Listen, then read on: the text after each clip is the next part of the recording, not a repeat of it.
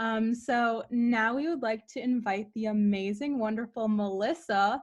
Melissa and her husband Brian are super hospitable people. They truly have a heart for others. So here's Melissa to share a little bit about what it means to be an image bearer of God.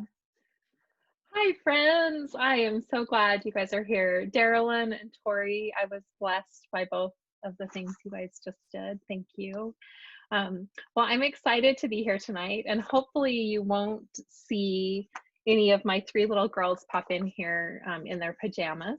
Hopefully they'll be off to sleep soon. But it wouldn't be right for me to start tonight without sharing a story about one of my girls because they're such a big part of my life. Right now, my 2-year-old is convinced that she is a princess and that she has the reign of our entire household. And although she is little, she is fierce in this belief. Every day with her princess dress on, Saturday it was a purple one. Often it's an Elsa one that's all torn up because it's been handed down from both of her older sisters. She tries to convince me and her two older sisters, and even her dad, that she is in charge and that we should all bow to her leadership in whatever she wants to do. In her little 2-year-old mind, she is the best ruler of all of our domain. But what that really means is that she gets to eat only oatmeal and snacks, of course, doesn't have to sleep ever, and can watch Doc McStuffins all day long. At the end of the day, Brian and I often look at each other and say, it's a good thing she's cute. First of all, we're exhausted. And second of all, she's awful at being in charge of our domain and her own domain as well. Isn't that true of you and me too? We want to construct a reality where we create our own identity. Who we are, what we're about, what we accomplish, where do we accomplish things, and what we achieve. So I just want to spend a little bit of time. Genevieve, my 2-year-old, puts on this identity of being a princess every morning. She often comes down the stairs in a princess dress before she has even had her diaper changed. But what do you currently put your identity in? Go ahead and make some chats, put some chats in there. What are things you put your identity on with?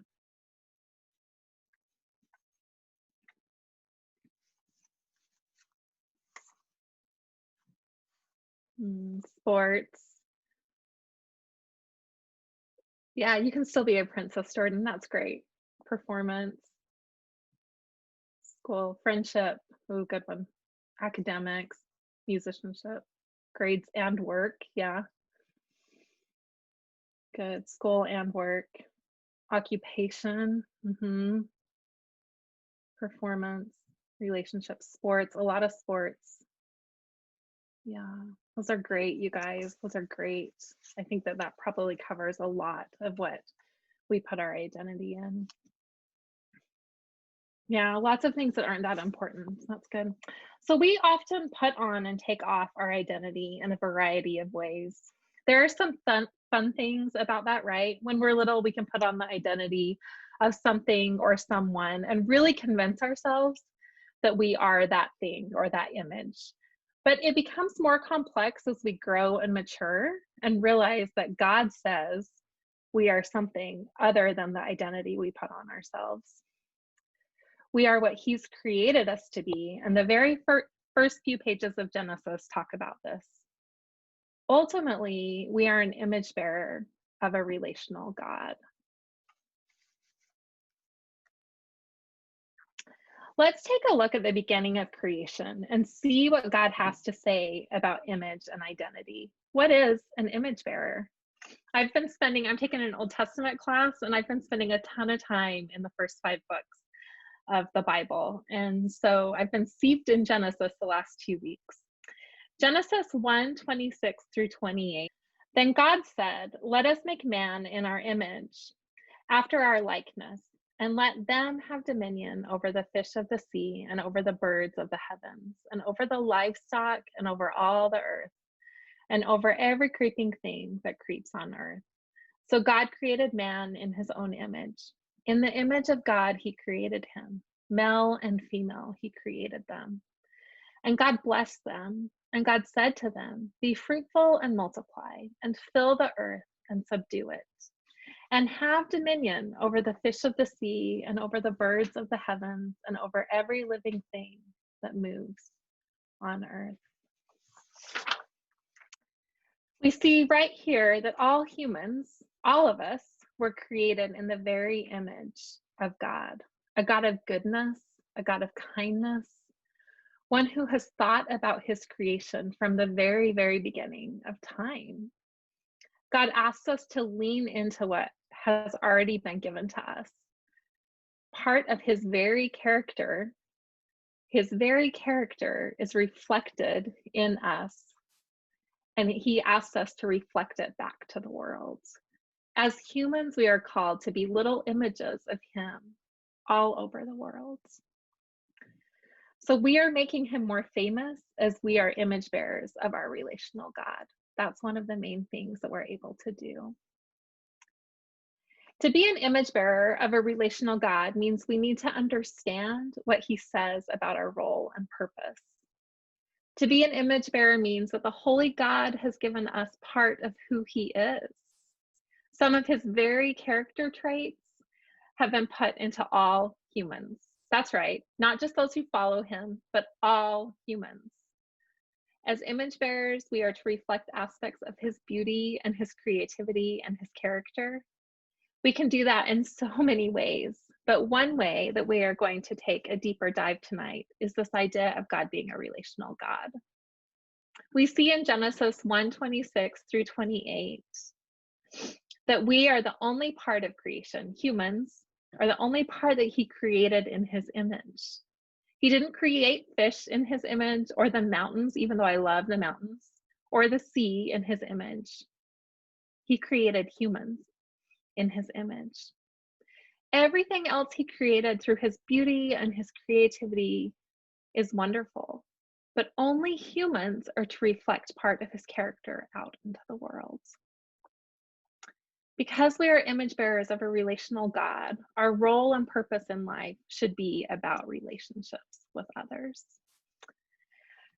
You know, I have asked two of my dear friends to share with you tonight just a little bit about how, as they have come to understand this idea of being an image bearer of God, that it's changed the way they live out their role and purpose in life. And they are really focused on relationships. Want to do a little intro for both of them, and then they'll come up and share. So Lucy is finishing up her last class at Northeastern this summer, and then she'll head into a full-time job in the financial district. She is someone who displays deep love and celebration of others. I love to watch Lucy care about strangers, about new people that come to AIA on Sunday nights, about dear friends and neighbors, about my own little girls. In fact, Genevieve, that 2-year-old I told you about, until she was like, I don't know, 2.5, she thought Lucy was her best friend. And she would say, "Lucy, my best friend." And you know what she does so great? She cares about her own family. We're going to get to hear more about that in a second. Oh, Rose. Rose is a doctoral nursing student at Simmons. I met Rose when she was just a first-year student at Simmons a long time ago. And I watched her grow through community and her own understanding of God. It was really powerful. She is one of my favorite women to laugh with, big, deep belly laughs, and also to cry with. And we talked on Saturday night on the phone for a long time, and she said, "Why do I always cry with you?" And I thought, yeah, I always cry when I'm with you too. It's just that deep connection. She is a pure delight and lives out this idea of relationship being the core in our lives. So first up, we're going to have Lucy come, and then right after that, we'll have Rose share. Hi, everybody. So yeah, I'm going to share with you a little bit about God's love in my life, and especially in my family's lives right now. So I have been very lucky. I've had many moments in my life where I've really felt God's presence, like he's standing right next to me. There's no way to describe it other than this just like overflowing overpowering love. And I've just never been more grateful for anything in my whole life. And sadly, I know that so many people have never felt that. And so I have this love for loving other people because of the love that God shows me every day, and especially in those moments where I can really feel Him right next to me. Because what an amazing thing to feel that, and have the God of the universe standing right next to you. Um, so being an image bearer of God, to me, just it means showing to others just like the love and the care that He has for us to the best of our ability. um, so for those of you who don't know me, my entire family is not Christian, and I became a Christian at college. So I've never lived with them for a really extended period of time, while also knowing God. This is the first time. So it was a little rocky at first. Not It's kind of tough to stay in those spiritual rhythms, but God also showed me like this huge opportunity in this time with my family to just really love on them during this time. And I think them seeing the ways that I've changed in the time since we last all lived together, and just like the new joy that I feel, has started some really awesome conversations. And they've all been so open to hearing about the love that I felt, and they've let me share that love with them over the past 8 weeks. So, whether it's just like talking about what they believe and what I believe, and just we've had so many great conversations like that, and it's been awesome. And praise God, because He has been moving in them. I texted Melissa this morning. It's so crazy and awesome that this happened this morning, the day I'm sharing this with you all. But my brother told me this morning at breakfast, for the second time actually, that he read the Bible last night and prayed all on his own, which I know maybe won't seem like this huge miracle to a lot of you, but knowing my brother's background and beliefs, it was just like a miracle to me. I couldn't believe it. I like broke down in tears. And yeah, just it was so crazy. I felt God's love so much in that moment for me and for my family. So to me, being an image bearer really means just like sharing and living the life-changing love I've been given, in a world that's full of so much pain right now. A perfect love can feel almost like daunting or unrealistic to people that don't know it. So when we all feel God's love, that's the power to change lives that we're feeling, to move people like we've all been moved when they really need it the most. So when you lean into living out this powerful love you've been given and spreading it to the people around you, they do notice. They notice, and because there's no way to ignore a love like God's love, and there's absolutely no time like the present to share His love with the people that we love. So yeah, thank you.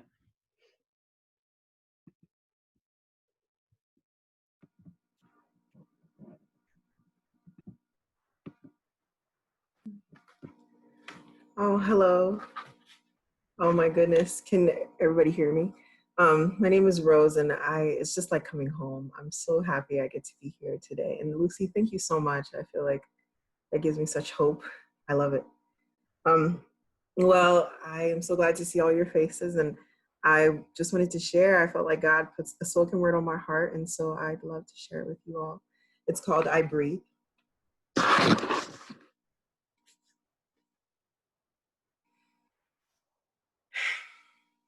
Breathe in, breathe out. Friends, breathe in and breathe out. It's your breath in our lungs. So we pour out our praise, we pour out our praise to you only. For great are you, Lord. I've been too numb to respond to the pain invitations, too sick and tired of being sick and tired. Every status, repost, and riot triggers. How do you navigate when the slain and the slayer look like you? How do you answer the call to be an image bearer of Christ when the oppressor carries your image in their mind as the threat, the lesser human, the target practice? For the first time on a Sunday, I rested in feeling human. With the check-in, my father invited me to breathe in and breathe out and tell us what you need. Then rivers of relief and tears of tenderness race down my beautiful brown face as I hear the echo of George Floyd and Eric Gardner. I can't breathe.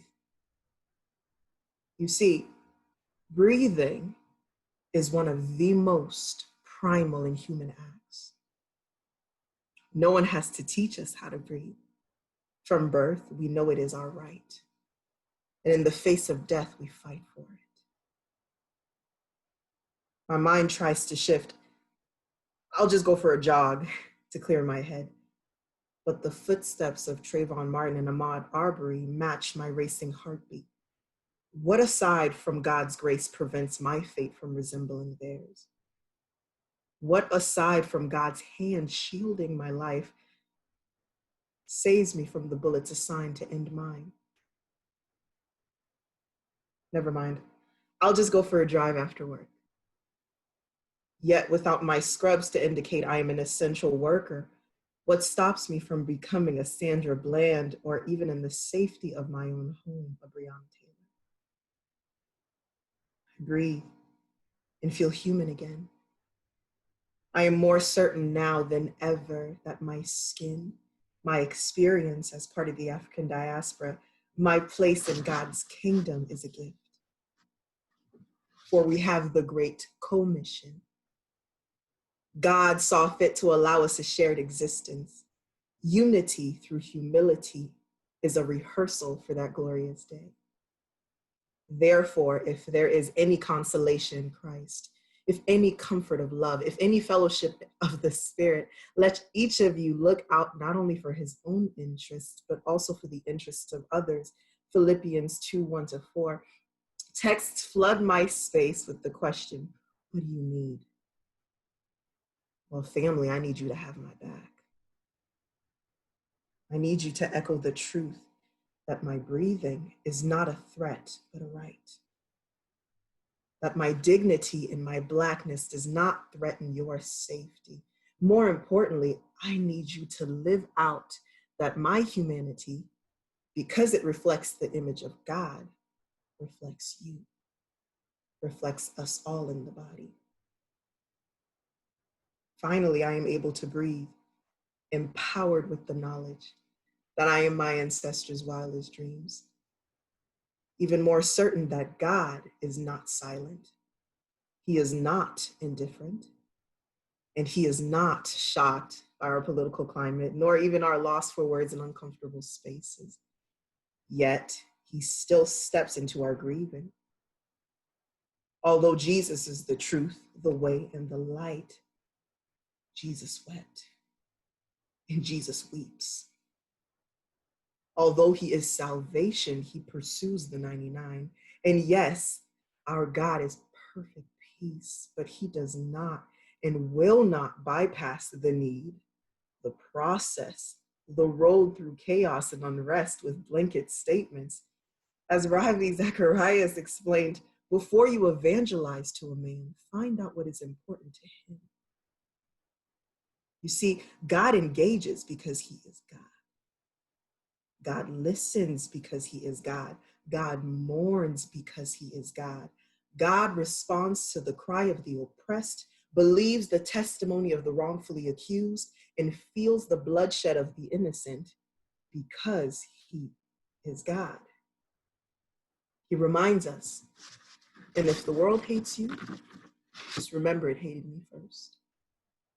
And so I breathe in and I claim my birthright. I breathe and I cherish the weight of grace. Breathe in and breathe out. As long as I am breathing, I will worship you always. As long as I am breathing, I know you are doing a work, God. And as long as we are breathing, I know you want to do it with us. Thank you.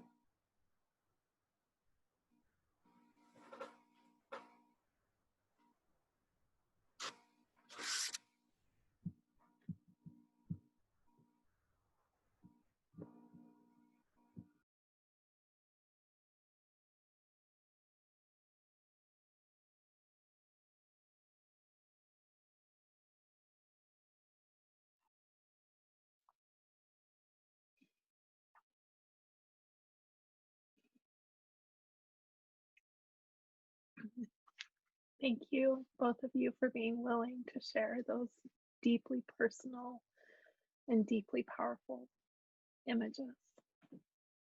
So grateful for both of you. As image bearers, we are made to glorify and magnify the Lord in our relationships, but that doesn't always happen. Actually, it happens less often than most of us would like. That has been true since the very, very beginning of time, with Adam, with Eve, with Abraham, with Moses.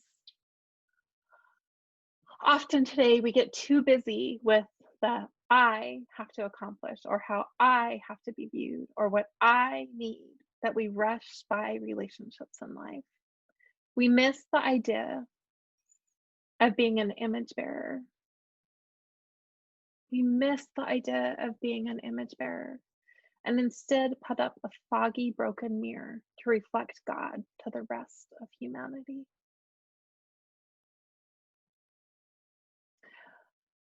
What are the ways that you fail to reflect God in the rest of humanity? What are the ways you're putting up a foggy, broken mirror?